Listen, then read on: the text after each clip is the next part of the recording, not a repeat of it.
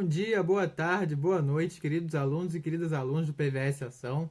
Aqui é o professor Arthur, professor de literatura, para mais uma abstrata aula da nossa querida disciplina. Hoje nós vamos dar continuidade, vamos dar finalidade, na verdade, vamos dar ponto final à nossa discussão, melhor dizendo, sobre o tema teatral, sobre o gênero dramático no vestibular. A gente já teve uma breve introdução histórica, já teve uma aula de leitura de textos, de imersão nos textos, né? E hoje a gente vai resolver exercícios. Dessa vez eu escolhi exercícios que eu já enviei para vocês. Exercícios que estão no Drive, que foram, acho que foram 22, se não me engano. E hoje nós vamos solucioná-los. Eu sei que muitos de vocês já fizeram, muitos ainda não fizeram também, existe essa parcela. Então, quem não fez hoje faz comigo, quem já fez hoje conversa, dialoga com uma resolução que eu vou apresentar para vocês. Quem tiver uma nova ideia de interpretação que seja diferente, mas que chegue numa resposta correta, pode enviar, sinta-se à vontade, pode comentar aqui embaixo no YouTube, pode mandar no Facebook, pode mandar por e-mail.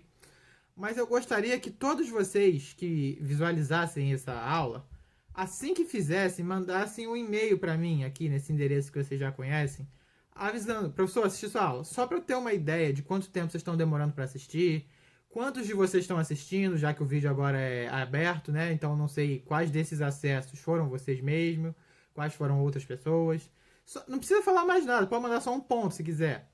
Mas me notifica ou aqui embaixo no YouTube, ou lá no Facebook, ou me manda um e-mail nesse endereço que eu acabei de compartilhar, perfeito? Então vamos para a leitura e interpretação das questões? Simbora! Enem 2017, questão 3 da nossa lista. E aqui, antes de continuar esse espetáculo, é necessário que façamos uma advertência a todos e a cada um. Neste momento, achamos fundamental que cada um tome uma posição definida. Sem que cada um tome uma posição definida, não é possível continuarmos. É fundamental que cada um tome uma posição, seja para a esquerda, seja para a direita. Admitimos mesmo que alguns tomem uma posição neutra, fiquem de braços cruzados. Mas é preciso que cada um, uma vez tomada a sua posição, fique nela. Porque senão, companheiros, as cadeiras do teatro rangem muito e ninguém ouve nada. A peça Liberdade, Liberdade, encenada em 1964, apresenta o impasse vivido pela sociedade brasileira em face do regime vigente. Esse impasse é representado no fragmento pelo ou pela A. Barulho excessivo produzido pelo ranger das cadeiras do teatro. B. Indicação da neutralidade como a melhor opção ideológica naquele momento. C. Constatação da censura em função do engajamento social do texto dramático. D.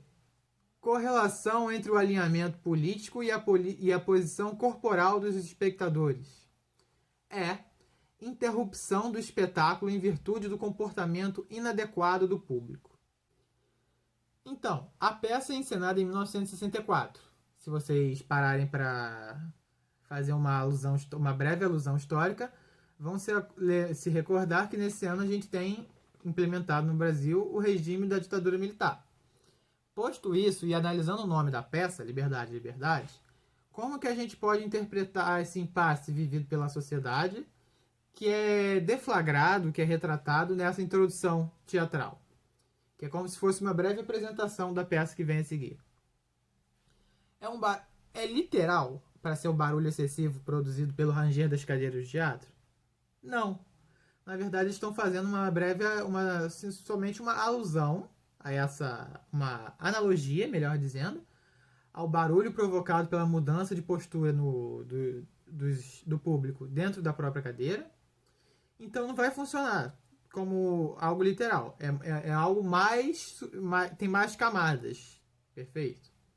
B. Indicação da neutralidade como a melhor opção ideológica naquele momento. Não. Na verdade, eles estão oferecendo aqui a liberdade, como o nome da peça sugere, de se escolher esquerda, direita, centro, mas desde que se escolha e fique.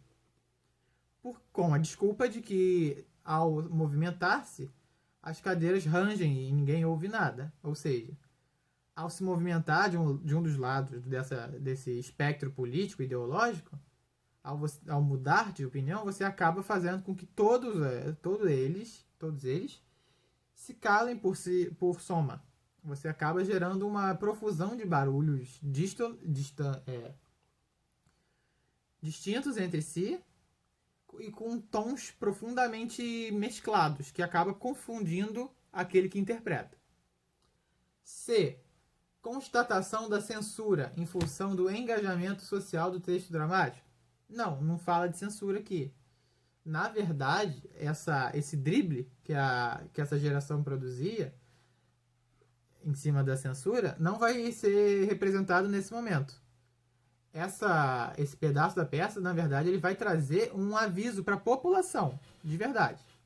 Para que escolherem o caminho, seja ele inclinado à direita, inclinado à esquerda, ou centralizado, sem problema, mas que se mantivessem ali para manter um mínimo de coerência e organização dentro do movimento. Perfeito? Letra D. Correlação entre o alinhamento político e a posição corporal dos espectadores. Perfeito, é sobre isso que está sendo falado aqui. É justamente sobre essa brincadeira, essa analogia, essa metáfora entre a posição das pessoas nas cadeiras, nos assentos, e a inclinação política deles que está se referindo a esse texto, esse excerto. É interrupção do espetáculo em virtude do comportamento inadequado do público. Tal qual a letra A, não se trata aqui de um texto literal, não se trata de uma denotação. Aqui está se conotando um fato ideológico, sócio-histórico político do Brasil, né? Que é a resistência frente à ditadura militar, e alinhando isso à ideia dos espectadores dentro da plateia, dentro do teatro. Perfeito? Então vamos para a próxima. Vamos para número 5 da lista. Segundo quadro. Uma sala da prefeitura. O ambiente é modesto. Durante a mutação, houve-se um dobrado e vivas a Odorico. Viva o prefeito, etc. Estão em cena Doroteia, Juju, Dirceu, Dulcineia, o vigário e Odorico. Este último, à janela, discursa. Povo sucupirano, agoramente já investido no cargo de prefeito, aqui estou para receber a confirmação, a ratificação, a autenticação e, por que não dizer, a sagração do povo que me elegeu. Eu prometi que meu primeiro ato como prefeito seria ordenar a construção do cemitério. Aplausos aos quais se incorporam os personagens em cena. Botando de lado os entretantos e partindo para os finalmente, é uma alegria poder anunciar que para frentemente vocês já poderão morrer descansados, tranquilos e desconstrangidos, na certeza de que vão ser sepultados aqui mesmo, nesta terra morna e cheirosa de Sucupira. E quem voltou em mim, basta dizer isso ao padre, na hora da extrema-unção, que tem enterro e cova de graça, conforme prometido. O gênero peça teatral tem o entretenimento como uma de suas funções. Outra função relevante do gênero, explícita nesse trecho de O Bem Amado, é a. Criticar satiricamente o comportamento de pessoas públicas. B. Denunciar a escassez de recursos públicos nas prefeituras do interior. C. Censurar a falta de domínio da língua padrão em eventos sociais. D. Despertar a preocupação da plateia com a expectativa de vida dos cidadãos. E. Questionar o apoio irrestrito de agentes públicos aos gestores governamentais. Vamos lá. Observando, tendo em vista a peça a qual se trata, o texto de Dias Gomes, O Bem Amado, que já virou novela, já foi minissérie, já foi filme e livro, além da peça, que fala sobre essa figura folclórica da política interiorana do Brasil, que é o Odorico Paraguaçu. É uma breve contextualização da obra, né? Como campanha, ele promete que vai fundar em Sucupira, na cidade da qual ele é prefeito, um cemitério, uma vez que as pessoas não tinham cemitério, tinham que enterrar seus falecidos na cidade vizinha. Posto isso, o gênero peça teatral, que tem esse entretenimento como uma de suas funções, vai explicitar nesse trecho também a crítica satírica do comportamento de pessoas públicas, como diz na letra A? Sim. Nesse fragmento, muito evidentemente, se deflagra essa brincadeira, essa sátira, por que não dizer essa paródia frente às figuras políticas, sobretudo esses figurões caricatos da nossa política nacional? Por que isso acontece? Justamente porque ele fala, quem votou nele, fala ao padre, quando for fazer a extrema unção, que é a última bênção, né? O último momento religioso daquele corpo, que a pessoa vai ter enterro e cova de graça. Ou seja, é uma certa compra de voto, que se dá num momento muito peculiar, que é a morte.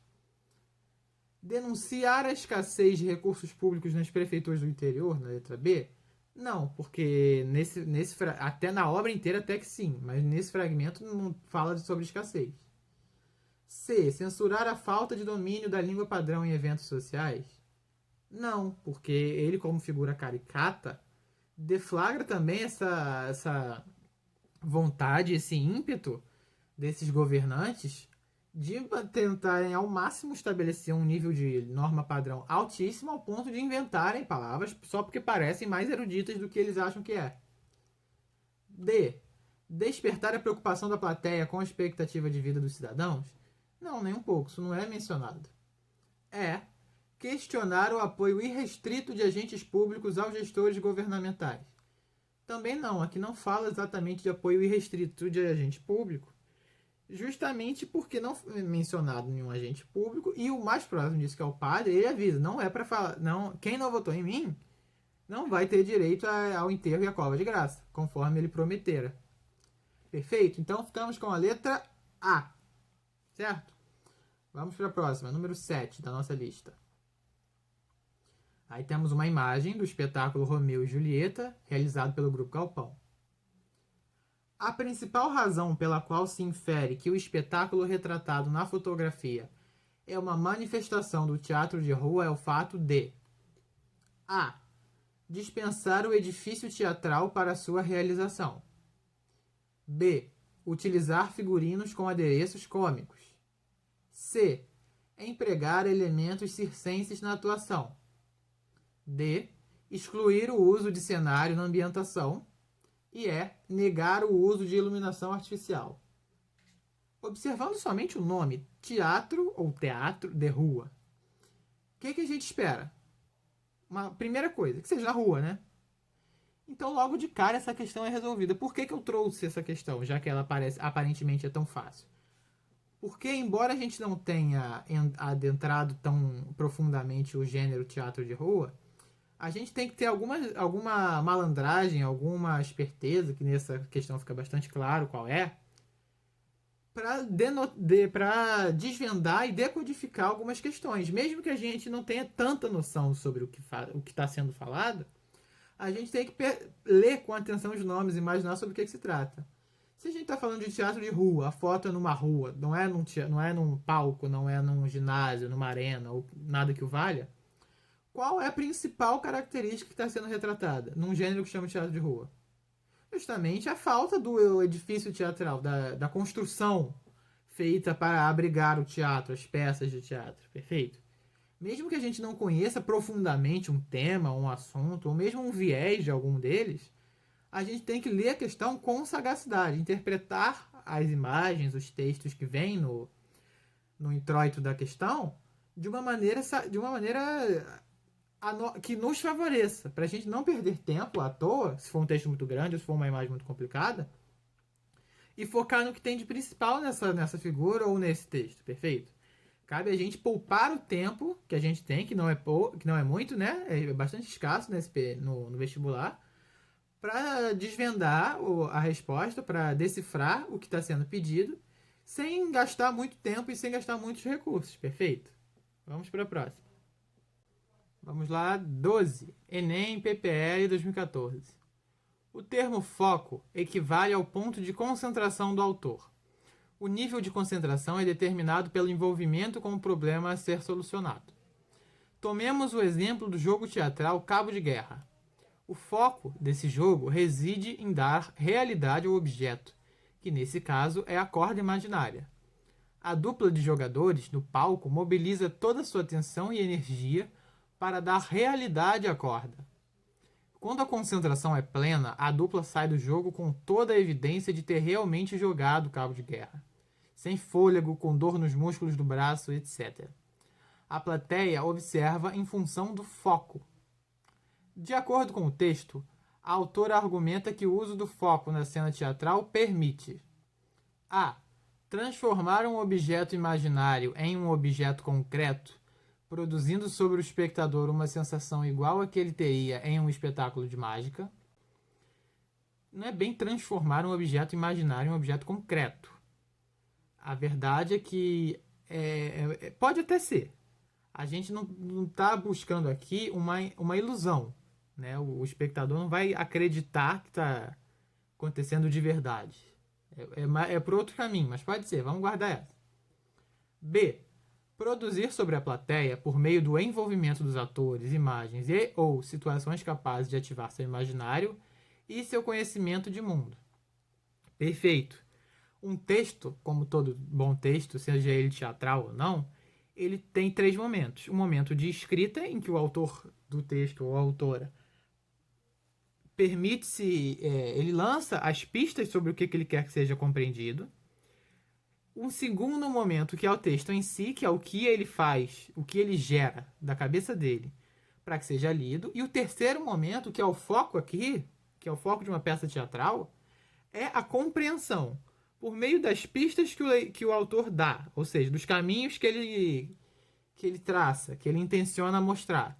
Do momento em que o público assiste a peça, eles estão ali decodificando, eles estão elaborando, dando significado àquela cena com base no que o autor disse, no que o autor escreveu, no que ele planejou para aquele momento, para aquela experiência, ligando e relacionando aquela peça, ao que eles estão assistindo, com memórias deles, com conhecimento de mundo, com imaginários, com valores. Um texto só é um bom texto se o autor conseguir passar no seu corpo do texto, numa peça teatral, no caso, na atuação, no cenário, na montagem das cenas, para o leitor compreender aquilo que ele deseja e talvez até compreender um pouco mais, com base na sua própria vivência. Daí que vem as emoções, da gente se identificar com o que está acontecendo ali, da capacidade de se pôr no lugar do ator ou daquela cena, daquela circunstância. Perfeito? Por enquanto, letra B é a melhor opção. C. Produzir sobre a plateia, por meio do envolvimento dos atores, imagens ou provocar efeito físico do ator, o que lhe confere a certeza de que seu corpo foi trabalhado adequadamente para a produção da cena. Não. Na verdade, não é sobre... a questão em si não fala... essa questão não vai trabalhar uma ideia sobre o autor. Ele vai trabalhar sobre a compreensão da peça pelo público. Perfeito? Então, vamos descartar a letra C. D. Acionar no ator a atenção a múltiplas ações que ocorrem concomitantemente, tornando-o mais disponível para a atuação em cena. Não é bem por aí. De novo, não é sobre o autor, ou melhor, sobre o ator, desculpa. É sobre como que ele vai ser interpretado, como que aquela intenção do foco que está sendo trabalhado nessa questão vai funcionar, sobre em quem que ela age e para quem que ela serve. Determinar uma única leitura da ação proposta, explicitando qual entendimento o espectador deve ter da cena. Repito, como anteriormente a gente já afirmou, na letra B. É sobre a identificação de cada leitor do texto ou de cada pessoa sentada na plateia. Um texto só vai... Se eu for contar uma piada sobre golfe aqui, ninguém vai entender. Ou se for contar uma piada sobre, sei lá, viver na Antártida, ninguém vai achar graça. Justamente porque não tem essa vivência. Se vocês tiverem, me desculpem. Então, posso estar afirmando além do que eu sei, além do que eu deveria. Mas caso a gente não tenha vivência, caso em nossa vida não tenha havido nada naquele contexto, nenhuma situação correlata, a gente não vai se identificar e vai perder algum significado que o autor ou a autora desejam passar. Por isso que, por exemplo, a gente sempre se identifica muito com histórias que falam da escola. Porque todo mundo, quase todo mundo, boa parte da população, frequentou em algum momento algum tipo de escola. Com suas variações de classe, de época, de contexto geográfico. Mas todo mundo foi à escola. Há uma espinha dorsal em comum que todo mundo compartilha. Então, o foco aqui, que está sendo falado no texto introdutório, que está no introito da questão, é justamente abordar como que a leitura desse texto, que no caso dessa peça teatral, já falei isso várias vezes, me desculpa, gente, é justamente quando o público assiste a peça e como que essa relação de autor ou autora, atores e atrizes, com sua respectiva atuação, e a interpretação do público vai dar à peça sentido. Vai transformá-la em algo bom, algo ruim, algo compreensível, algo complexo. Perfeito? É basicamente uma lição de como que funciona um gênero textual. Só que de uma maneira muito mais prática do que a gente está acostumado a ver em textos escritos, né? Em textos de letra fria, em que não tem uma interpretação. A interpretação quem dá é justamente o leitor. Tudo bom? Tudo certo? Bom, gostaria de agradecer por terem assistido a mais essa aula. Reiterar meu pedido, me avisem quando vocês assistirem o vídeo, seja pelo meu e-mail, seja aqui no YouTube, comentando aqui embaixo, avisando no post do PVS que vocês acabaram de assistir. Pode ser quando acabar de assistir, pode ser quando for assistir, não tem problema. Só me avisem caso tenha assistido, para eu saber quantas pessoas estão assistindo. Só para não perder muito o controle do que está acontecendo aí do outro lado da tela. A gente já vive um período muito frio, muito distante, muito complicado da gente manter um vínculo tradicional entre professor e alunos. Então, o mínimo de acompanhamento de vocês eu gostaria de ter. Não precisa falar mais nada, só avisa, mandar um e-mail, comentar no post, comentar no Facebook, comentar no YouTube, qualquer coisa, mas desde que vocês não se esqueçam de fazê-lo assim que vierem assistir ou que acabarem de assistir o vídeo, perfeito? Um abraço a todos, até semana que vem, tchau, tchau!